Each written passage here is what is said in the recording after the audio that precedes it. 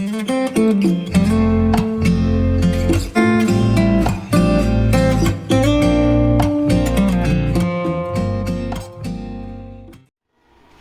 vamos ler com fé a palavra de Deus.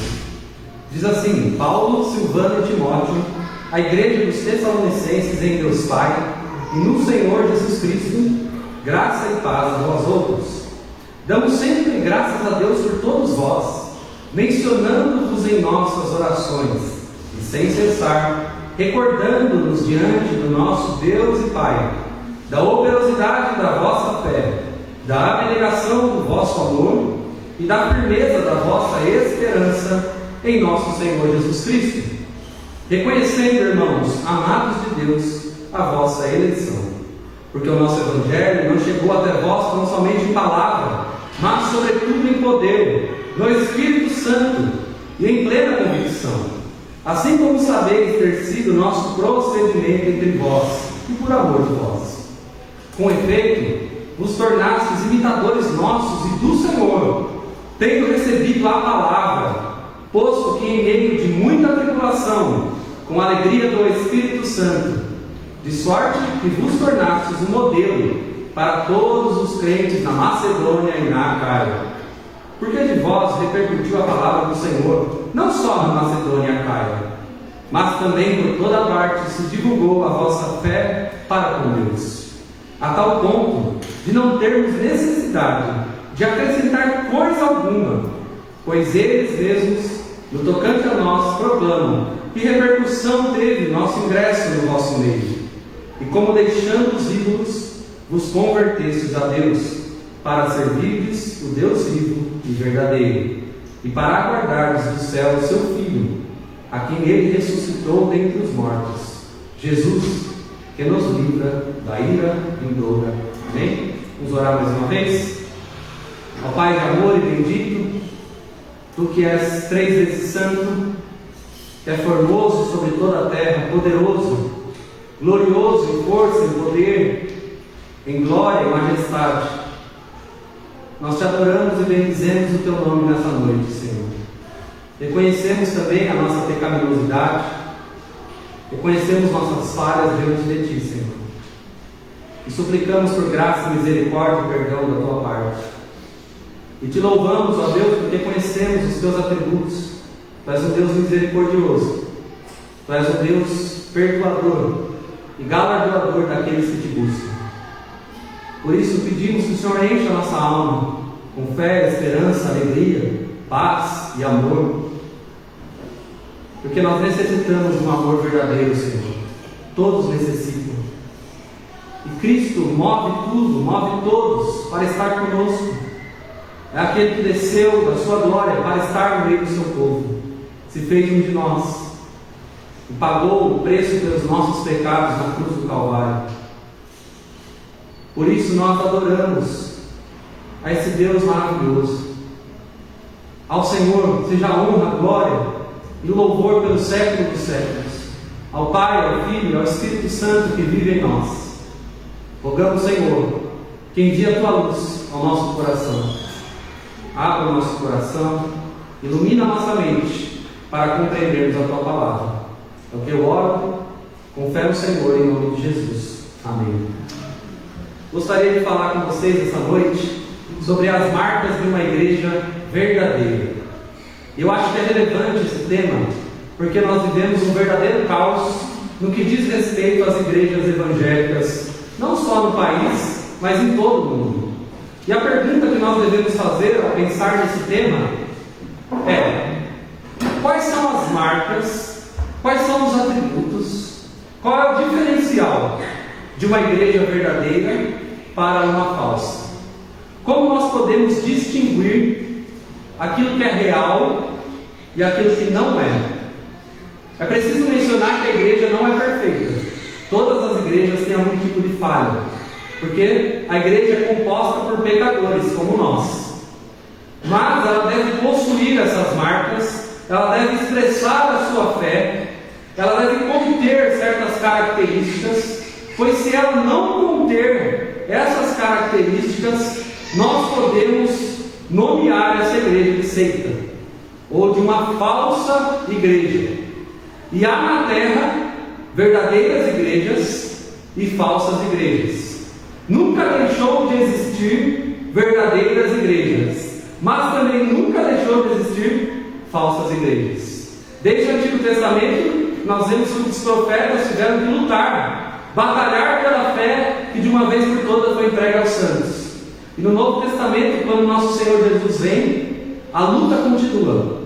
A luta primeira que ele teve que travar foi contra os fariseus, os saduceus, os escribas, os religiosos da época, que colocaram peso sobre as pessoas, um jugo que não provinha da palavra de Deus.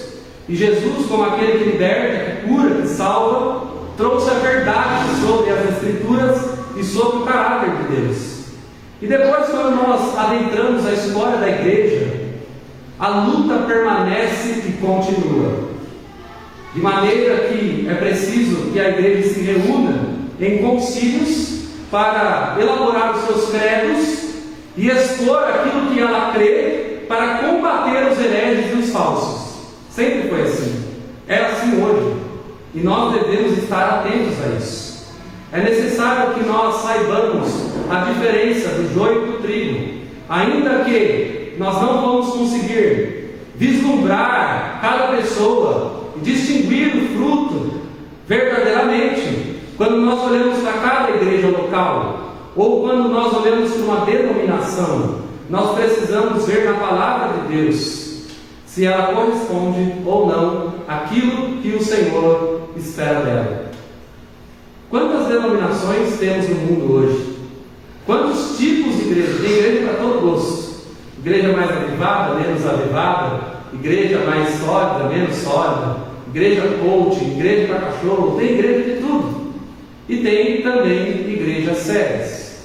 Uma coisa que é preciso dizer é que nenhuma igreja, no sentido de denominação, é exclusivamente sozinha a igreja verdadeira.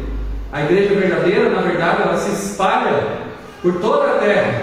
Não é uma denominação que expressa a igreja verdadeira. O que expressa a verdadeira igreja são crentes que se reúnem em determinado local, professam a fé em Cristo Jesus, e não apenas a fé, mas tudo que acompanha a fé cristã e que está expresso na palavra de Deus.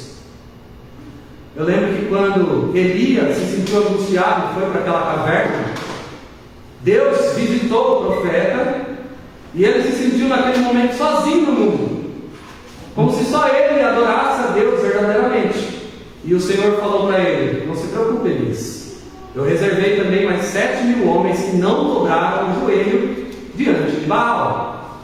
Há sempre um remanescente sobre a terra até que ele volte. Sempre haverá, porque Cristo é o cabeça da igreja.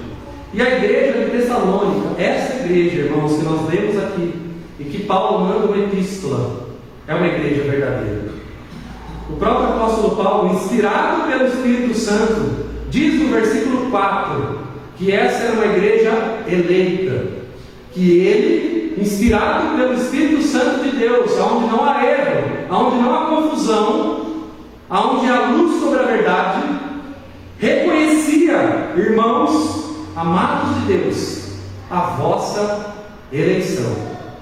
E nós vamos ver que ela possui algumas marcas que demonstram, que fazem o apóstolo Paulo reconhecer essa genuinidade, essa eleição, essas características que fazem deles uma igreja verdadeira, e que devem também, meus irmãos, fazer de nós uma igreja verdadeira. Atos capítulo 17 nos fala como essa igreja foi plantada. Diz assim no verso 1 ao 3: tendo passado por Anfípolis e Apolônia, chegaram a Tessalônica, onde havia uma sinagoga de judeus. Paulo, segundo o seu costume, foi procurá-los. E agora presta atenção no tempo que essa igreja foi plantada. E por 3 sábados arrazoou com eles acerca das Escrituras, expondo e demonstrando ter sido necessário que Cristo padecesse e ressurgisse dentre mortos, É este, dizia ele, é o Cristo Jesus, que eu vos anuncio. Paulo chega em Tessalônica. Atos 17 está mostrando como que ele chegou lá. Ele chegou também com Silvano e Timóteo, seus companheiros de viagem. Ao chegar lá, o texto está nos dizendo que ele tinha um costume. Qual que era o costume de Paulo? Ir até uma sinagoga, que era uma espécie de igreja dos judeus da época. Chegando lá, o que ele fazia? Ele pegava a Bíblia, pegava a lei, a Torá, o Pentateuco, discorria sobre a lei e mostrava em cada um dos episódios, dos personagens, dos capítulos bíblicos, que o Messias prometido desde o Antigo Testamento, isto é, aquele que pisaria na cabeça da serpente, e esta lhe feriria o calcanhar, tem nome, e o nome dele é Jesus de Nazaré, é o Senhor Jesus Cristo. Com quem que Paulo aprendeu isso? Obviamente com o próprio Jesus. Jesus, lembra no caminho de Emaús, com aqueles 2 discípulos? Ele foi ensinando no caminho que tudo na Escritura dizia a respeito dele. E quando chegava na casa, ele partiu o pão, lhe abriu o entendimento para que vissem que ele é o Senhor Jesus. E aqui, irmãos, antes de qualquer coisa, a gente já aprende o seguinte: uma igreja verdadeira é uma igreja que expõe as Escrituras. Uma igreja verdadeira é uma igreja que não formula sua fé baseada nos seus próprios achismos, ou nos seus apóstolos, nos seus líderes. Uma igreja verdadeira se debruça diante da palavra, absorve dela as doutrinas e expõe que Cristo é o Senhor, dia após dia, domingo após domingo, semana após semana, se reunindo nos templos e nas casas, colocados sobre a doutrina dos apóstolos, na comunhão e no partir do pão. Em suma, só é a igreja verdadeira a igreja que preza pela palavra. Ela deixa de ser verdadeira quando ela é contrária à Escritura. Por isso que a Bíblia deve ser e é a nossa única regra de fé e prática. Qualquer instituição, qualquer ajuntamento que não expõe as Escrituras com fidelidade é uma falsa igreja. E não apenas isso, nós vemos também que precisa ter outras características, mas essa é a fundamental sobre a qual todas as outras estão inseridas. De maneira que se tropeçar nessa, tropeça em todas as outras. Se tira a Bíblia da centralidade, todas as outras coisas vão funcionar de maneira equivocada e vão desagradar a Deus. O culto deve ser centrado na palavra, nossas orações centradas na palavra, nossos cânticos centrados na palavra. A palavra de Deus é inspirada pelo Senhor e a biblioteca do Espírito Santo, nossa única regra de fé e prática, a verdade de Deus que liberta o pecador, e só ela tem poder para salvar. Cristo se revela a nós a partir dela, a partir do testemunho da própria Escritura a respeito dele. Mas veja, toda epístola começa com uma saudação. E olha essa saudação que nós temos aí no primeiro versículo. Acompanhe comigo. Paulo, Silvano e Timóteo, a igreja dos Tessalonicenses em Deus Pai e no Senhor Jesus Cristo, graça e paz a vós outros. O apóstolo Paulo, ele é incrível. Apesar de ter sido ele que entrou na sinagoga, que abriu a Torá, que pregou o Evangelho, que mostrou quem é Jesus, mostra-nos a sua humildade de inserir aqui nessa saudação os seus companheiros de viagem missionária: Paulo, Silvano e Timóteo. Silvano é o mesmo personagem que Silas, é apenas uma variação do mesmo nome.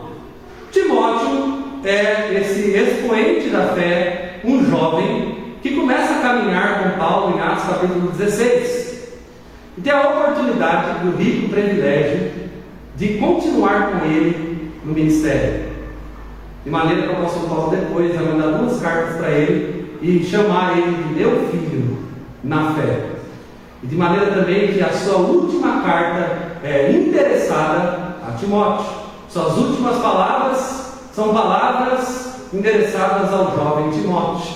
Combati o bom combate, lutei, guardei a fé, completei minha carreira. Já agora a coroa da justiça me é guardada, não só a mim, mas a todos que esperam nele. Suas últimas palavras foram para esse jovem, e Silas também estava com ele. Então esses são os remetentes da carta, Paulo, Silvano e Timóteo. E eles mandam a carta para a igreja. E olha o que diz a respeito da igreja. A igreja dos Tessalonicenses, em Deus Pai e no Senhor Jesus Cristo. Há uma dupla localização da igreja verdadeira, irmãos. Embora ela esteja na terra, na verdade ela pertence ao céu. Embora a igreja fosse da cidade de Tessalônica, na verdade o pertencimento espiritual dela é Deus Pai e o Senhor Jesus Cristo. E por que não dizer o Espírito Santo, que o apóstolo Paulo vai mencionar logo em seguida no versículo 5. Então essa palavra igreja, eclesia no grego, reforça a ideia da eleição. O que é a igreja, irmãos? A igreja é um povo que se ajunta, que se reúne, que congrega junto, com a finalidade de adorar a Deus segundo aquilo que Ele mesmo prescreveu na palavra.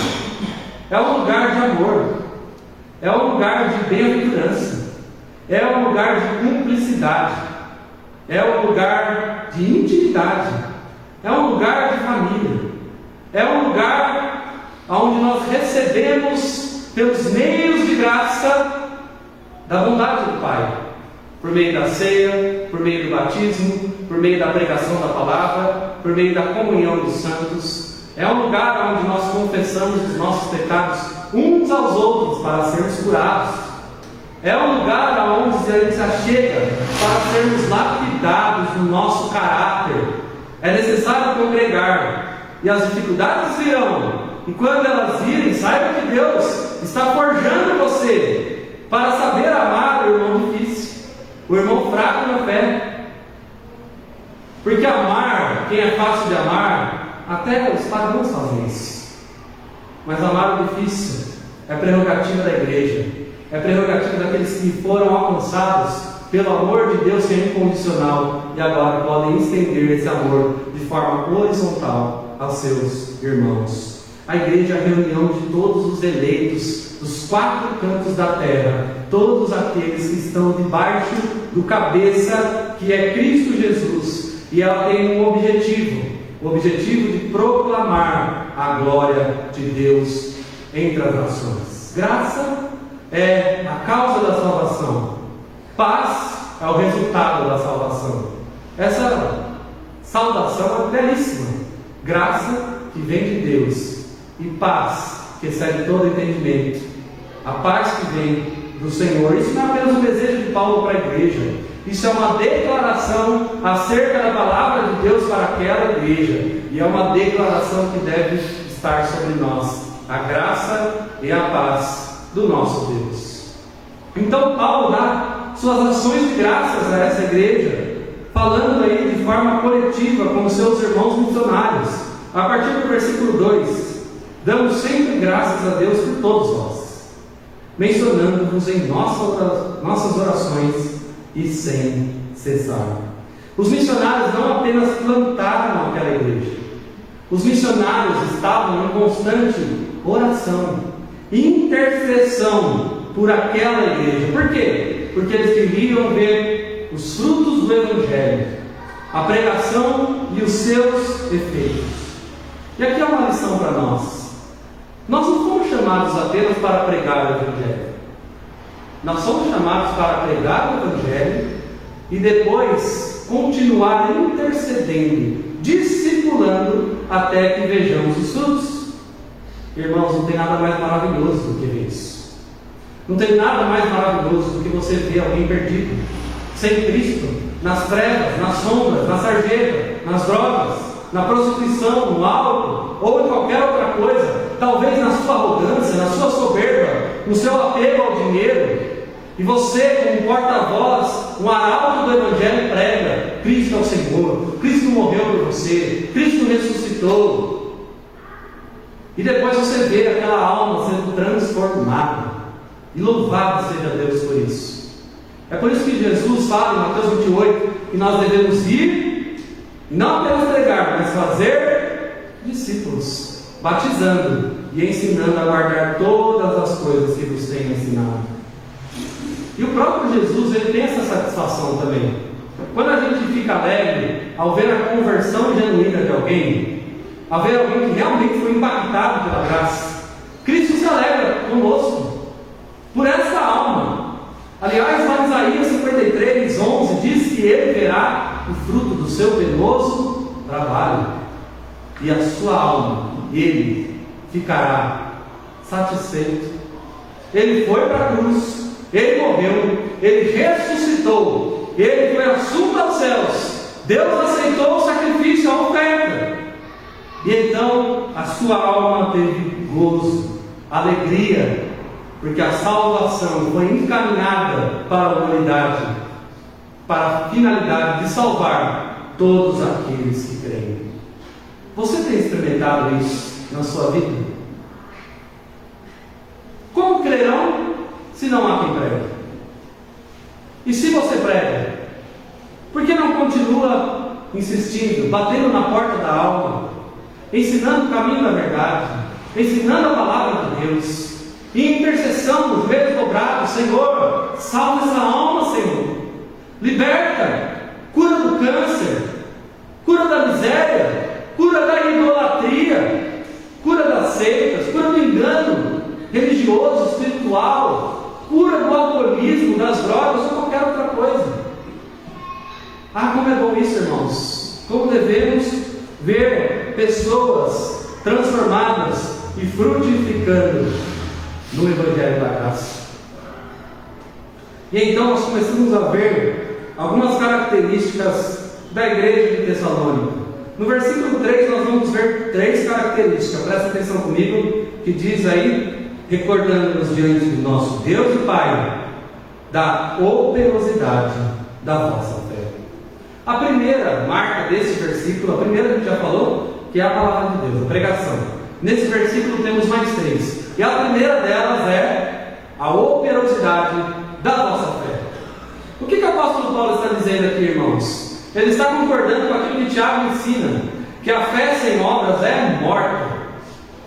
Portanto, uma fé só pode ser chancelada como genuína a partir do momento que ela demonstra frutos. Se nós permanecermos nele, daremos fruto, e muito fruto, e o Pai será glorificado. A ideia da operosidade, irmãos, é a ideia de um operário que trabalha sem parar, como a formiga que trabalha de forma organizada, sistemática e também coletiva, com um fim maior. Essa igreja recebeu a palavra, entendeu que Jesus é o Senhor e o Salvador, e agora essa fé começou a operar, começou a trabalhar, deixando de lado a inutilidade, de maneira que, irmãos, toda fé genuína é uma fé que opera. Não tem como eu dizer ter fé em Deus e não demonstrar isso através de obras. As obras são a demonstração da fé. Nós somos salvos não pelas obras, mas pela fé. Mas a fé resulta inequivocavelmente em obras. Esse versículo então está dizendo que cristãos genuínos, igreja verdadeira, é a igreja que trabalha, a igreja que opera. E cuidado, irmão, eu não estou falando de maneira nenhuma a respeito de uma igreja ativista. Vamos colocar então programação, os 7 dias da semana, manhã, tarde e noite. Vamos resolver esse problema e não deixar ninguém se fazer nada. Uma fé que opera é uma fé que opera não só aqui dentro, mas lá fora. É quando nós retornamos para o nosso lar, para o nosso trabalho, e então continuamos o culto que nós iniciamos aqui no domingo. Amanhã cedo, no seu trabalho, hoje à noite, quando você voltar para sua casa, Deus lhe dará certamente oportunidades para demonstrar uma fé genuína, que opera, que trabalha. Mas olha então, é uma fé operosa, uma fé que trabalha constantemente. Logo depois, então, ele usa a expressão falando, ainda no versículo 3, a abnegação do vosso amor. É um amor abnegado. Irmão, se o apóstolo Paulo falasse só amor, o amor tratado aqui já é um amor superlativo, já é um amor incondicional, um amor ágape, um amor genuíno. Mas veja que ele usa mais uma palavra para definir esse amor, um amor abnegado. O que significa abnegado? É sinônimo de altruísmo. E altruísmo, segundo o dicionário, é o quê? Ação caracterizada pelo desprendimento, onde a superação das tendências egoístas da personalidade é conquistada em benefício de uma pessoa. Altruísmo, abnegação. E aí continua, causa ou princípio, dedicação extrema, renúncia ascética à própria vontade em função do anseio do próximo. Em resumo, alguém que tem um amor abnegado é alguém outro-centrado, é alguém que coloca o outro na frente dele próprio. O egoísmo não combina com esse tipo de amor. A soberba, a arrogância, a busca incessante para se autossatisfazer em detrimento do próximo é contrário a isso que Paulo está dizendo aqui. O que Paulo está dizendo é: você primeiro pensa no outro, para depois pensar em si mesmo.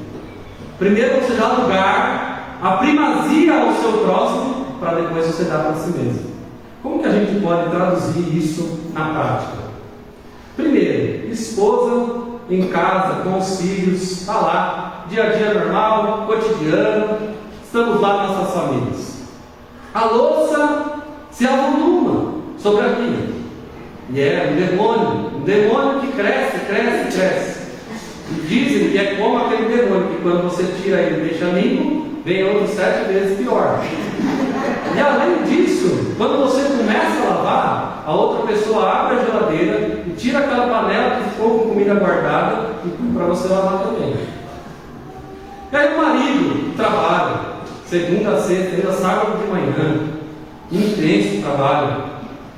Ele não quer, de maneira nenhuma, ele quer o sofá, o YouTube, ou um jogo de futebol, ou qualquer outra coisa, ou a cama e o ronco. Mas aí ele se lembra: não, eu sou alguém que tem um amor abnegado. Então eu vou lá, me levanto, sacudo a poeira do pé e vou em direção àquele pedaço de mármore com aquelas porcelanas sujas de gordura.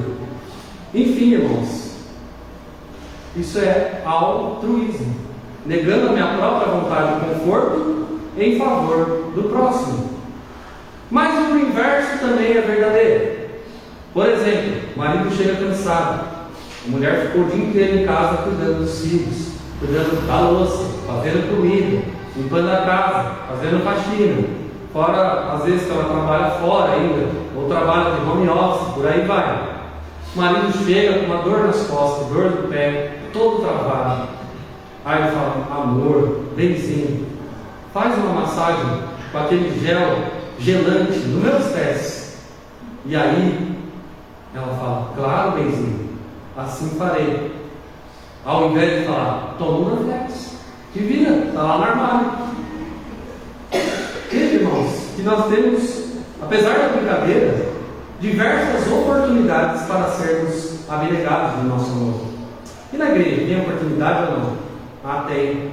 Quantas vezes dentro de nós aparece um necessitado, aparece alguém que precisa de ajuda, seja de força, seja financeira, seja de apoio moral, seja de oração, seja de um ombro amigo, seja de uma mensagem, seja de uma ligação, e você está tão focado no seu dia que você esquece, meu irmão.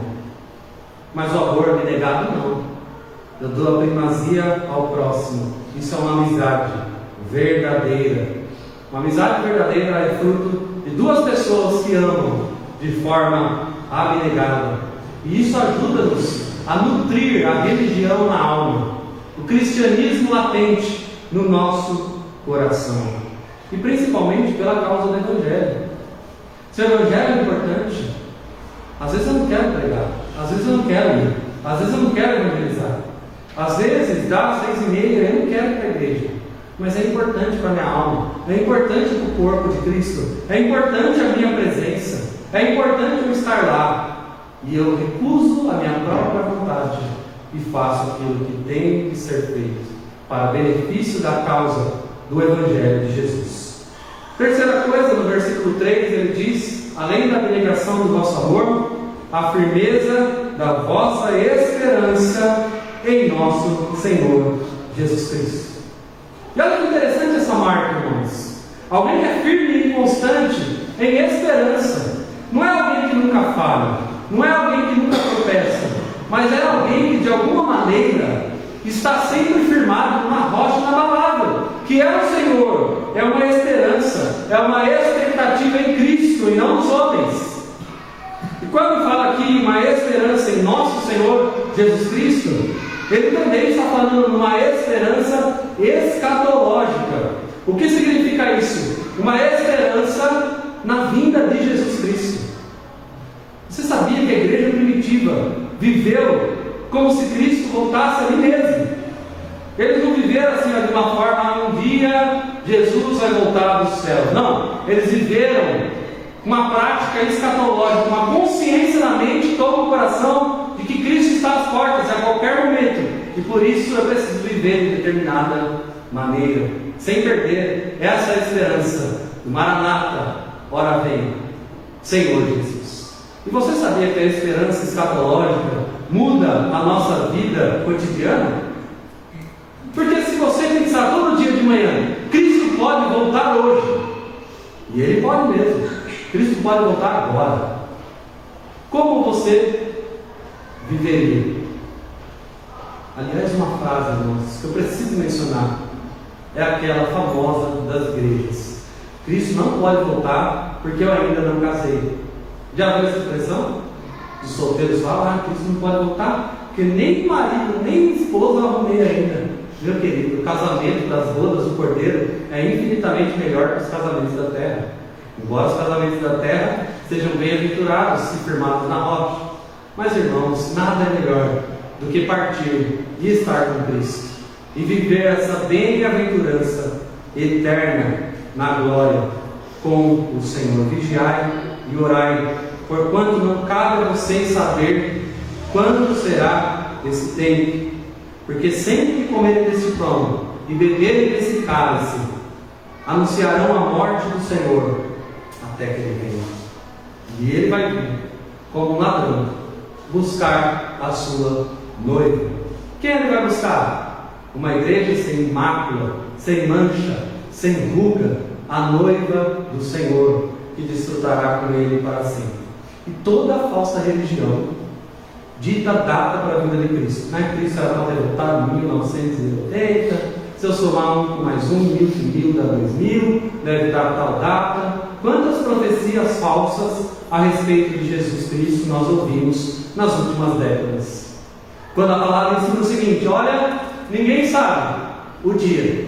O próprio Jesus em terra falou: esse dia nem eu sei, nem os anjos, mas só o meu Pai que está no céu. Vai haver um retorno glorioso do nosso Senhor Jesus para nos buscar. Outra marca está no versículo 4, que é a eleição. Veja comigo o que diz aí: reconhecendo, irmãos amados de Deus, a vossa eleição. E essa eleição significa que Deus escolheu o seu povo, a sua igreja. Ele que chama das trevas para a luz, Ele que reúne, Ele que ajuda os seus santos quando Ele quer, quando Ele chama alguém pelo coração. Não há nada no céu nem na terra que pode frustrar os seus planos. Quando Cristo bate a porta no nosso coração, nós atendemos a voz, porque se Ele bateu, é porque somos ovelhas dele. Mas qual é a marca que envolve essa característica de eleição? É alguém que procura com diligência confirmar a sua eleição. Alguém que não apenas diz que é eleito, mas alguém que confirma isso. Veja o que diz 2 Pedro 1,10: procurai com diligência cada vez maior confirmar a vossa vocação e eleição, porquanto, precedendo assim, não tropeçareis em tempo algum. Então a eleição é demonstrada através da diligência. Pecaremos para que superabunde a graça? De maneira nenhuma. Nós somos libertos do pecado. Não vivemos mais para o pecado. Outra marca que continua aí, nós vemos no versículo 5, que é o poder do Espírito Santo. A igreja verdadeira possui o poder do Santo Espírito de Deus. Veja o que diz aí, porque o nosso Evangelho não chegou até nós tão somente em palavra, mas sobretudo em poder no Espírito Santo e em plena convicção. A igreja vive no Espírito. A igreja caminha no poder do Espírito Santo. E obviamente que não é rodopiar, ter êxtases tremendos, não é ficar se tremendo, não é ficar se tribuchando no chão. O poder do Espírito Santo é aquilo que faz penetrar o Evangelho na sua alma, te convencendo do pecado, da justiça, do juízo. O Espírito Santo é o poder que permeia a pregação da palavra para que ela tenha eficácia na sua alma. E depois dando à igreja dons e talentos, e além disso, o fruto do Espírito Santo, que é o amor, a paz, a bondade, a temperança, a mansidão, o domínio próprio. Contra essas coisas não há lei. Então, ter o Espírito Santo pungente no meio da igreja não significa nada diferente disso. Significa aquele que unge a mensagem, aquele que banha com o seu óleo o poder do Evangelho, para que o coração seja atingido e transformado. Ou você acha que algum pregador sozinho pode fazer isso? Você acha que algum pregador pode arrancar um coração de pedra e colocar um coração de carne? É o próprio Espírito. E o Espírito nunca nos levará para longe da palavra, pois foi Ele que inspirou a palavra. O autor da palavra nos leva de volta para a palavra, mas com entendimento espiritual, que lendo de forma carnal não é possível adquirir, só na companhia do seu autor, que é o Espírito Santo. Paulo está falando, quando eu fui aí, eu não deixei o meu cérebro para fora de Tessalônica. Eu usei essa massa cinzenta e cefálica que possuo. Mostrei as Escrituras para você de forma sistemática, de forma expositiva. Mostrei por todos os personagens, histórias, livros, profetas, salmos, eclesiastes, livro de sabedoria. Eu mostrei para vocês durante 3 sábados que elas falam a respeito de Jesus, de Nazaré. Mas, todavia, vocês só se transformaram porque o Espírito Santo testificou a mensagem no coração de vocês. Não é assim na nossa vida, irmãos. Nós não acordamos um dia e falamos, minha vida está uma desgraça, resolvi agora crer em Jesus. Comigo não foi assim. Comigo, quando eu menos esperei, eu tive um ardente desejo por algo que eu nunca havia desejado antes. Eu não sabia o que era. E essa lacuna se chamava Jesus Cristo. E Ele preenche o nosso coração. O Espírito, então, é aquele que convence o homem, que transforma o homem. E Ele nos falta poder, nos falta poder espiritual para nós abalarmos essa cidade, para nós abalarmos esse mundo com o Evangelho. Nos falta essa convicção, essa plena convicção que o Espírito Santo atua e transforma vidas sempre que Ele quer. Mas precisa ter caráter, irmãos. Não basta pregar e colocar na conta do Espírito Santo. É preciso que o procedimento confira com a pregação. É preciso que a vida seja tão reta quanto a doutrina, de maneira que, se houver incompatibilidade entre uma coisa e outra, trará descrédito à igreja e à pregação. É preciso pregar e mostrar como se vive a vida no Evangelho. Veja o que ele diz aí na continuação, em plena convicção, no versículo 5: assim como sabeis ter sido o nosso procedimento entre vós e por amor de vós. Ou seja, a gente pregou, o Espírito transformou, mas o nosso procedimento foi correspondente à nossa mensagem. Quantas vezes líderes pregam e não vivem aquilo que eles pregam? E ao não viver, o ímpio olha para aquilo e fala: não quero, não aceito esse teu Deus, porque você não pode, porque você não vive isso, porque no reino de Deus não vale. Faça o que eu falo, mas não faça o que eu faço. No reino de Deus eu amo Jesus, esse Jesus é o Senhor, esse Jesus é a cabeça, e Ele transformou a minha vida.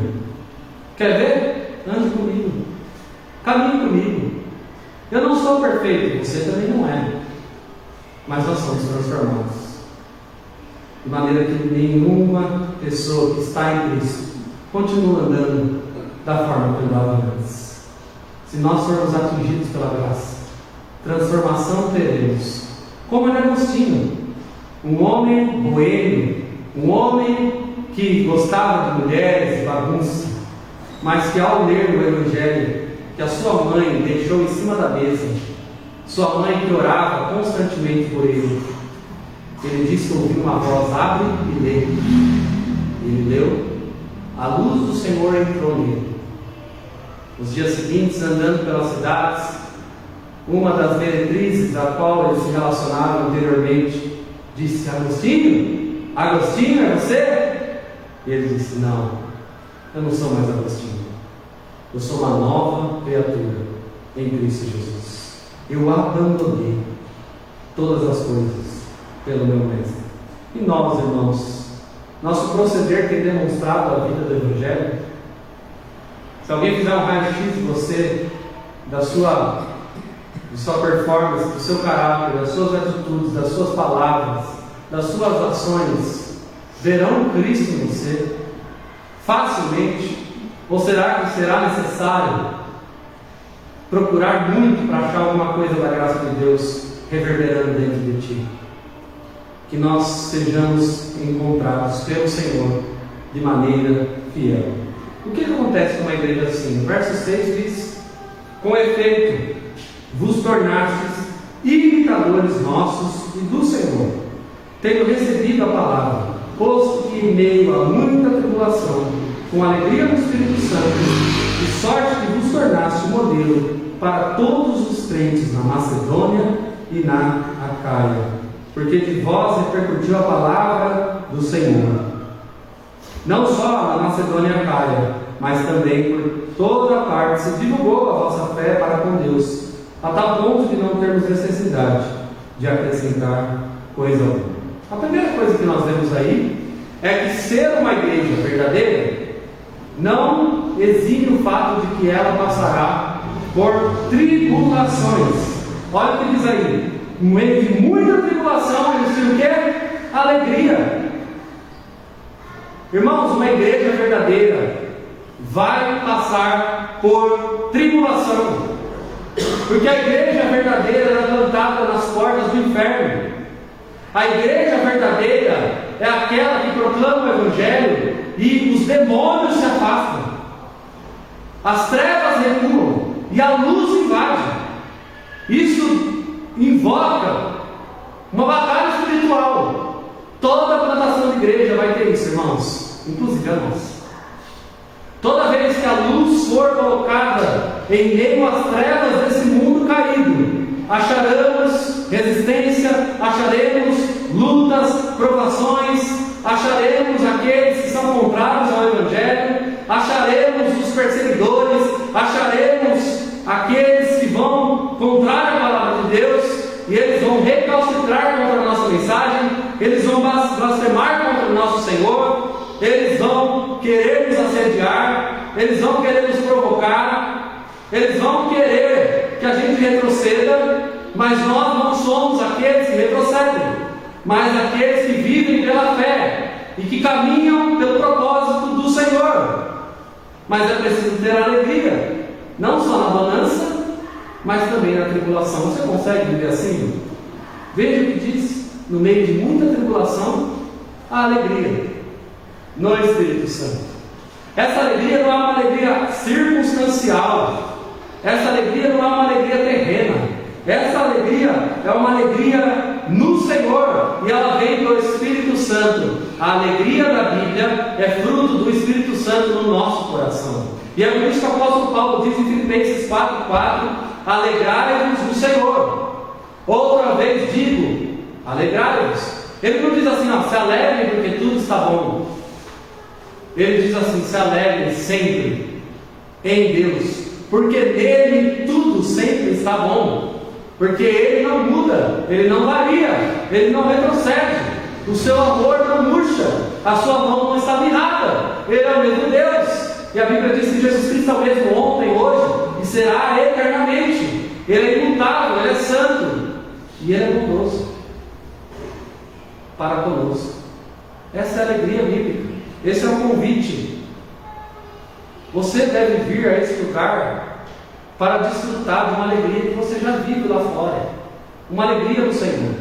Mas se a sua dieta é de Netflix, YouTube, redes sociais, porcaria a semana inteira, e você acha que você vai chegar aqui nessa 1h30 de culto e vai ter uma luz invadindo o seu ser do nada, doce ilusão nossa. Isso acontece com aqueles que têm vida em profundidade, dia a dia, na palavra. Isso não é responsabilidade minha, nem dos pastores, nem dos presbíteros, nem dos diáconos. Cada um prestará conta de si mesmo. E quando você devota a sua vida a Deus, o maior beneficiado é você mesmo, mas consequentemente seu cônjuge, seus amigos, a igreja, a sociedade. Como é difícil viver com uma pessoa carnal, irmãos, e como é bom viver com alguém espiritual. Alguém espiritual é alguém flexível, alguém que perdoa, alguém que entende, alguém que ora, alguém que abre o coração, alguém que sabe se comunicar, alguém que dá o ombro amigo na hora que você precisa, ao invés de pisar na tua cabeça, alguém que te auxilia nas suas jornadas, nas suas lutas. É muito melhor dar com alguém espiritual, muito mais fácil. Aliás, eu gostaria de ter andado com o próprio Jesus, Deus, a exata expressão do seu ser. Ele era alguém muito bom de andar junto.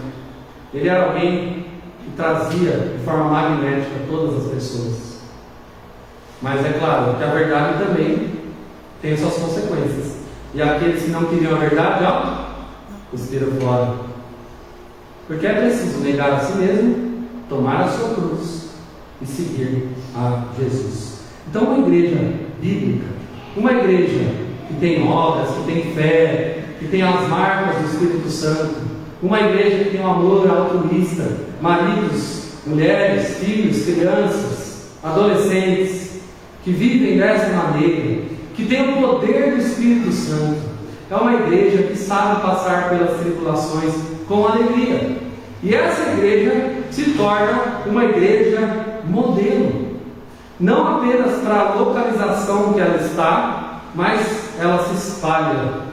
Ela é um modelo para o mundo, uma vitrine da glória de Deus, a tal ponto, o versículo 8 diz, de não termos necessidade de acrescentar coisa alguma. Por quê? Qual que foi a demonstração principal? Paulo pregou, eles creram e eles fizeram, sabe o quê? Diz aí no versículo 9: no tocante a nós, proclamam que repercussão teve o nosso ingresso no vosso meio, e como deixando os ídolos, vos convertestes a Deus, para servirdes o Deus vivo e verdadeiro. Há aqui uma demonstração clara da conversão desse povo de Tessalônica.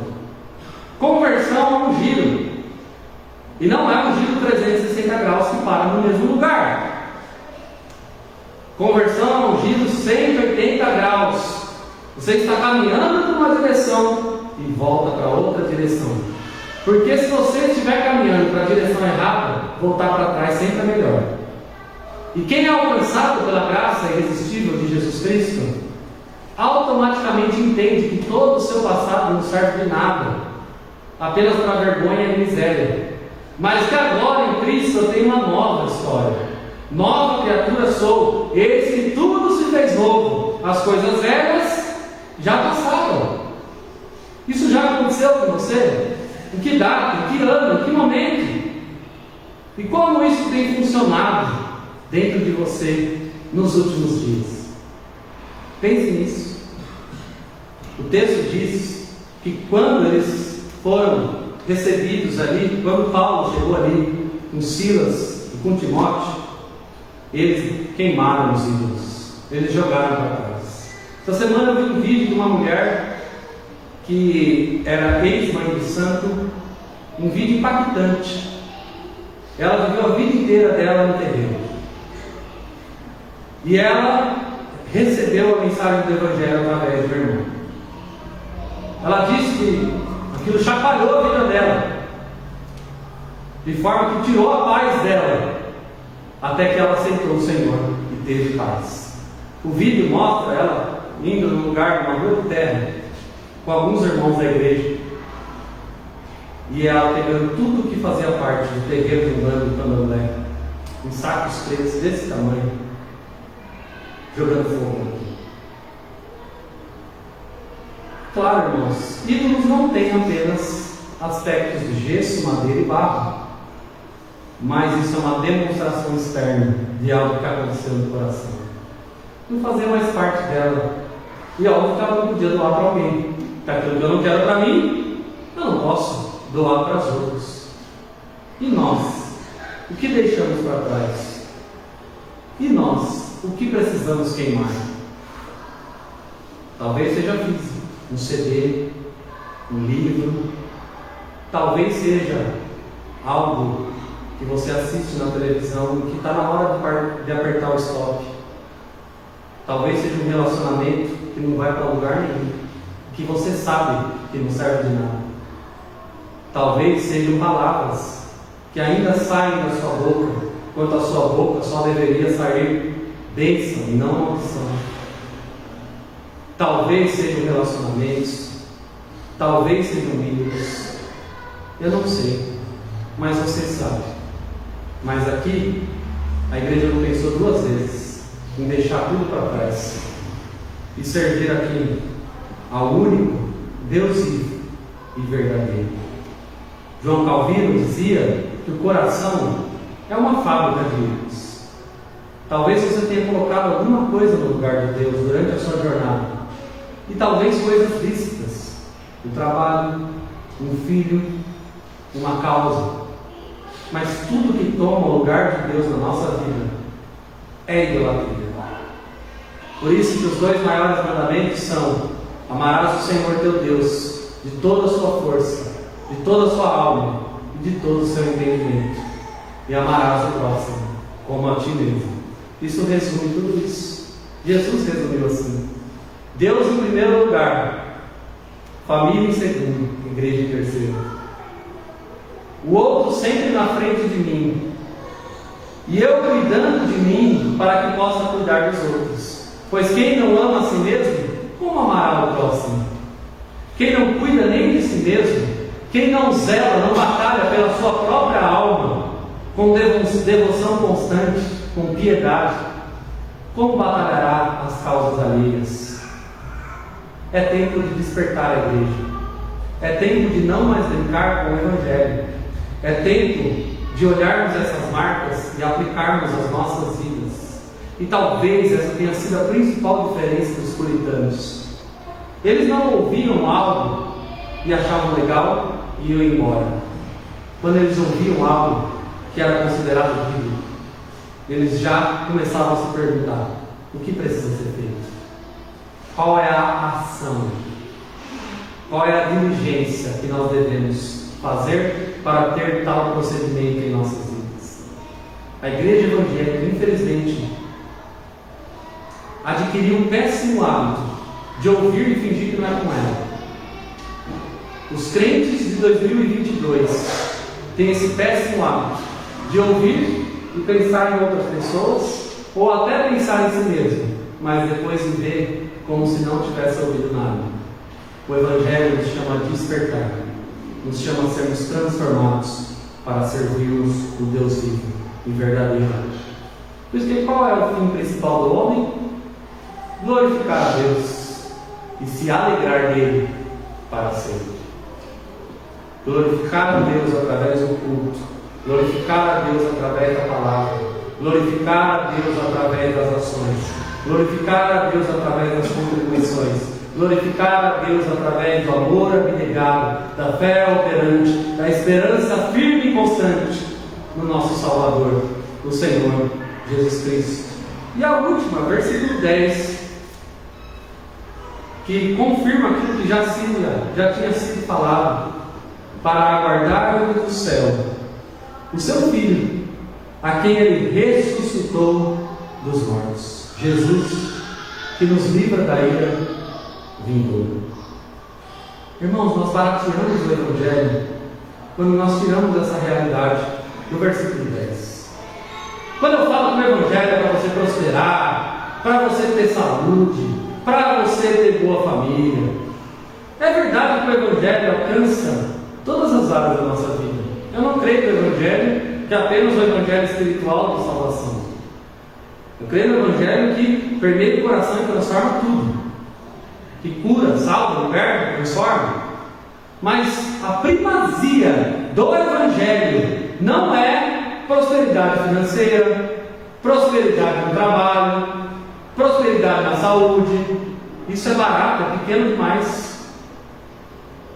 A gente tem desejos pequenos demais, porque essas coisas são boas, mas elas são diminutivos perto da glória de Jesus Cristo. A consciência da volta de Jesus, aguardando da onde? Do céu. A Bíblia diz lá nos Evangelhos que Ele vai vir do céu, em grande poder e glória, rasgando as nuvens.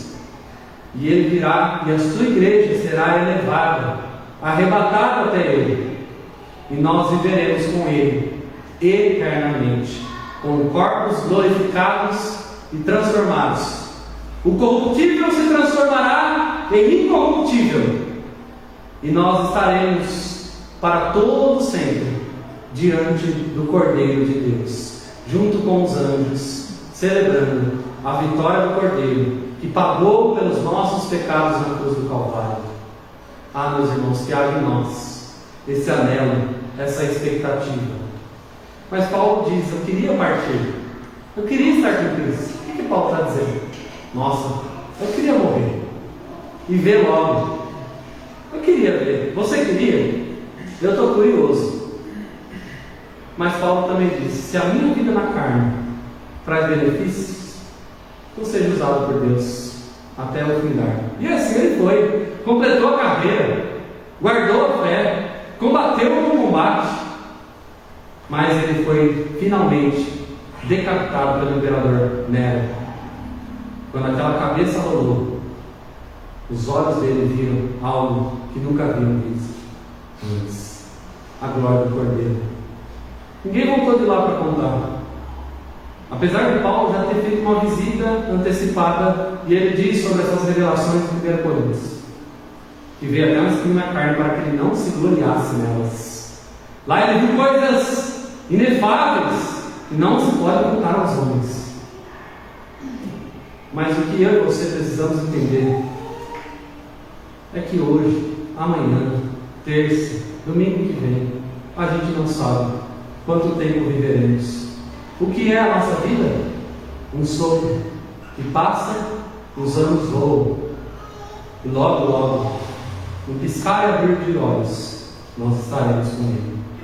Mas que até lá, quer comais, quer bebais, ou fazer qualquer outra coisa, faça para a glória de Deus, porque Ele é digno de toda a honra, de toda a glória e de todo louvor, eternamente. Amém. Vamos orar? Senhor nosso Deus, graças te damos, ó Pai, pela Tua palavra. Reúne neste lugar um povo santo, separado, Senhor, transformado pelo Evangelho. Eu sei, ó Deus, e glorifico o Teu nome nessa noite, que o Senhor já trouxe aqui muitos irmãos benditos, Senhor. Pessoas que não almejam mais nada a não ser a Tua glória. Mas o próprio Jesus nos ensinou que grande é a seara e poucos são os ceifeiros. Rogamos ao Senhor da seara, mande mais ceifeiros. Ó Deus, graças te damos, ó Pai, porque nós podemos ter essa confiança. Que aquele que começou a boa obra em nós é fiel e justo para completá-la até o dia de Cristo. Ah, Deus, como nós esperamos, Senhor. Eu sei que se nós colocarmos o pé na sua glória, na eternidade, nós desejaremos ter orado mais, ter servido mais, ter vivido mais, de maneira plena, Senhor. Ah, eu sei que os nossos problemas, Senhor, se tornariam tão pequenos, Senhor. Esses lapsos que nós muitas vezes nos encontramos, as noites escuras da nossa alma, seriam clareadas pela glória do Senhor. Gera no teu povo essa santidade, essa confiança, essa convicção, essa esperança. E óbvio, Senhor, que eu não peço por esse lugar dele, Senhor, mas que haja um despertamento bíblico na tua igreja, ó Pai, em Jundiaí, em Várzea Paulista, em Campo Limpo, Senhor, em Jaraguá, em Franco da Rocha, em São Paulo, no Brasil, ó Pai. Desperta verdadeiros líderes, profetas que pregam a sua palavra, Senhor, que não temam mais nada senão a Ti, e que não desejam o pecado. Desperta missionários transculturais, ó Pai, para ir para o Oriente Médio, Senhor, para a Oceania, para a China, para o Japão. Famílias inteiras, ó Pai, jovens, crianças, velhos, adultos, homens, mulheres, Senhor, pela sua causa, pela causa do Evangelho, Senhor. Ó Deus, dá-nos vida, Senhor, almas para Ti, Senhor, e dá-nos o poder do Teu Santo Espírito para pregarmos com intrepidez a Sua palavra. Perdoe a nossa iniquidade, os nossos pecados, as nossas mazelas, a nossa insignificância, e faz de nós, Senhor, um vaso novo, um vaso em Tuas mãos, que Te honra e que Te glorifica. Oramos isso não pelos nossos méritos, mas pelos méritos do nosso Senhor Jesus. Amém.